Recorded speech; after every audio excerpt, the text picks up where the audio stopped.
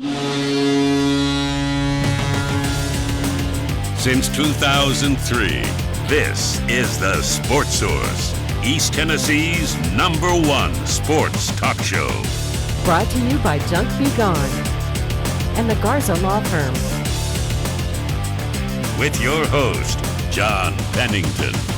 The Sports Source starts now. Good Sunday morning and welcome into the Sports Source. We appreciate you joining us today. We're going to talk about Vol baseball because they are now just one win away from Peyton Manning's favorite city, Omaha. So one win's all they need today, and they'll be headed to the College World Series for the first time in 16 years.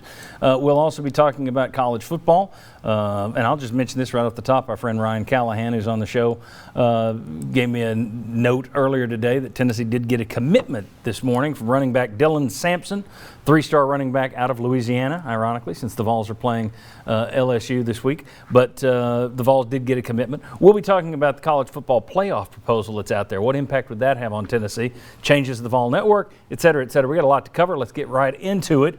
First segment of our program is brought to you by Junk Be Gone. Junk removal, small or large, do it yourself or have their teams loaded up for you.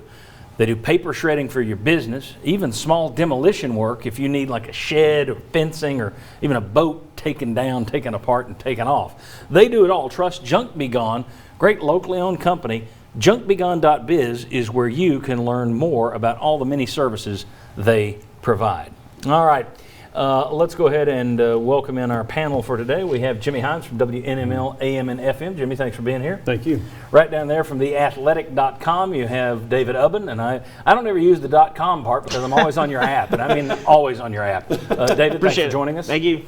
And Chuck Cavaleris down there, longtime sports writer, been covering the Vols for many, many years. TV, radio, sandwich board out on the street. He does it all. Vols, as I said, one win away from Omaha. They win 4-2 last night. Tight game against LSU. Had the it's Knoxville in summer, so you had the weather delay for 30 minutes or 40 minutes. But your thoughts on what you saw? Just overall reaction to the game, the way they won. If you want to start with Chad Dallas, we can start there. He's their usual Friday night starter. He usually gets a lot of run support.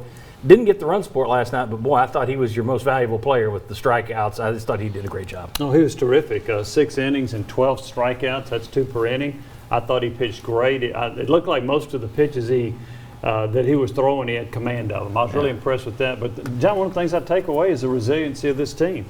Even though they got shut down by LSU starter for a while, they did find a way, I guess it was in that 6th inning, to bounce back and get the win. So this team has done a great job of that. Even when they don't seem to be playing their best overall baseball, they just find a way to get it done. Yeah, I mean, this is a team that ranked, top 4, top 5 in the nation in home runs. They averaged 7 runs a game.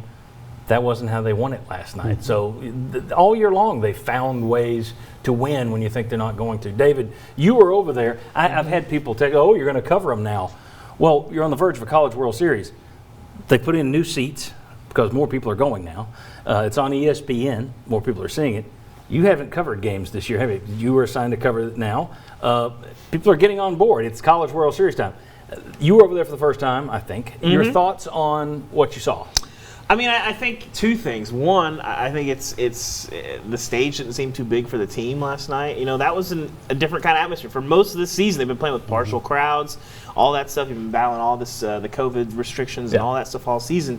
They've had full crowds for a little bit, but, you know, that's a big game for them against a program that's played a lot more big games than you have. And Tennessee looked like their usual selves. And the fans, I mean, people have been saying it, but it really underscores, like, fans just want a winner so bad that's wearing a power tee. And you could feel it. I mean, anytime there was anything, I mean, a strike 2, fans are like high-fiving in the aisles. And it's like, you know, that's kind of, they want to win. They want something to really be proud of. And the baseball team is giving them that right now. And I think all this atmosphere and you know, environment and all these things are fueled a lot by that. But, you know, I think fans have been struggling with football for so long. Basketball's been good but disappointing in the end. And, you know, baseball, they got just as much of a shot of anybody to make a really, really, really deep run if they get in Omaha. Well, now you're a handful of wins from a national championship. You are. It's within reach. And it even sets up good for whoever goes from this region to the College World Series because you get the winner of Dallas Baptist and Virginia. And Dallas Baptist, for maybe not having the name with a lot of people, is a good program. I think this team and this program is kind of like thriving on unfinished business. If you go back to 2019, they were upset they didn't pull off a win in the regional at North Carolina. You go back to last season, COVID changed everything. Just as the SEC season's getting ready to start, Tennessee was 15-3. There are only 2 teams that beat you. And then they say, guys, your season's over. Well, now this team is poised to take that next step. And you got guys 1 through 9 in the lineup. It's like every game, it seems like it's somebody different. And that's what I think makes this team so special and so likable. And I kept wondering, how does he pitch without his glasses fogging up? I mean, seriously. I mean, how does he strike out 12 guys? My glasses would have been so foggy, I couldn't even see how to get to the dugout. Yeah, I was asking Tony Vitello this week about that last year, and he basically said it's kind of like throwing 2 baseballs at once. Like, last year was supposed to be their breakout year, the year where they did this. Yeah. They never really got that opportunity to chase that, and I think it's really satisfying and motivating for this team to get that shot, and obviously right now they're making the most of it. I wonder if Pulmonary has any, it almost sounds like pulmonary. I wonder if he has any second thoughts about lifting Hilliard when he did. I know Hilliard was worn out and tired, but boy, as soon as he went out of that game, things came to life for Tennessee. And of course, you know, LSU's defense also got a little spotty there in that. Now, Tennessee had given up an earn run as well. Right. So Tennessee earned the win. That's not what I'm saying. But that was a pitching mistake, it seemed to me, and it was made by the guy who's been in a lot of these situations, not by the guy who's kind of a first-timer in this situation. Hilliard was having a great game, and I'm a guy that that pitcher's going to have to give me a reason to take him out. I'm going to sit there and say, okay, he's thrown his limit of pitches, or okay, this is 5 or 6 innings, whatever. If he's mowing them down and he's effective, he's going to have to give me a reason to take him out. Tennessee going to have to do something, hitting him or whatever. Yeah. So I was a little bit surprised, and I bet you Tennessee was thankful that they took Hilliard out. Yeah, and even after they made the change, guys, if you noticed on the broadcast, there was some indecision when the next pitcher was in whether or not to leave him in or take him out. You could see in the dugout, and the announcers even pointed out, you could tell, well, I don't know for sure what to do now, but it was like you compounded your mistake to me. Tennessee had to be glad you made that change, you know, because, and I also thought the rain delay, did anybody else think that was like 2 minutes late? The way it was pouring down. That was 2 minutes late. I couldn't believe they were still playing. I noticed no one was complaining, and then the home run, it's like, why are they playing in the rain? Dallas is mowing guys down in the rain. It's like, no problem. I think the pitching change, Maneri didn't seem to really back off it last night. You know, he was asked about it, and ultimately he felt good because that freshman had really dominated during the regional, and then he liked the way he pitched the rest of the game, and for whatever it's worth, it's not like he was giving up a lot of hard hit balls. And it wasn't pitch count. Usually you can justify making a change based on pitch count, but that wasn't the case. 2 quick things. One, I thought it was interesting you had that long delay, which was supposed to be 30 minutes due to the lightning, which, okay, I've had it with this. How many times has a stadium full of people been hit by lightning? Let's get off it was lightning 40 miles away, we have to sit for 30 minutes. Let's stop with that. I used to think it was a safety thing. Now I'm over it. I'm tired of waiting. So if you bought your ticket and get struck by lightning, sorry. And it goes for me too. If I'm in a game and get struck by lightning, that'll be the great irony of my life, is I will die being struck by lightning in a stadium. Cut this clip for YouTube. That's right, and people will be cheering it. But anyway, Tony Vitello didn't go in and talk to his team. Yeah. It wound up being like 45, 50-minute delay, and he just said they got it. That was surprising to me, that a coach would have that much confidence in his clubhouse that they'll handle it. We'll be fine with that. That was impressive. The other thing that was impressive, kudos to Jason Swain. He threw out a text this week that said, we ought to do a block party like Toronto did in the NBA. That's great. But what makes it even more impressive, any of us could throw out a tweet.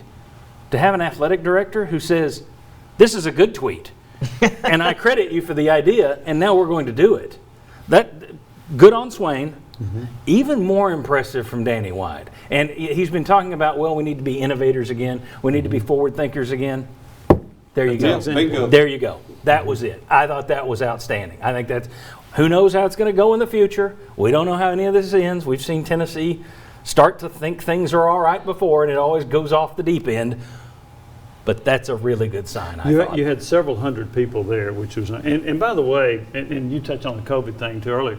People are looking for a reason to have a good time, right? Yes. They're looking for a reason to party, and Yeah. you gave it to them. So Yeah. you gave access to several hundred people who would not have had who could not get into the game. I thought it was really. And I heard some Hopefully they quotes, were some quotes vaccinated. from- there was some quotes from some people there saying this was really more enjoyable than being in the stands. Well, they liked that better than actually being there watching the game live. And they all here's the thing, they all sat through the rain too. I mean, it was pouring Serious. down, and by the end of the game, they're all sitting out there still. You didn't see it clear out. And, So, and kudos you to ball sure, fans. You sure corrected what seemed like a mistake in handling the 400 or 500 tickets that were available that were gobbled up that some people tried to call dozens and maybe even hundreds of times with a block party or general admission. You at least gave them a chance, and that was good too. And I think too, you're talking about big picture conversations about stadiums. All those tickets are gone. You know, you don't have enough, seats for the people that want to go.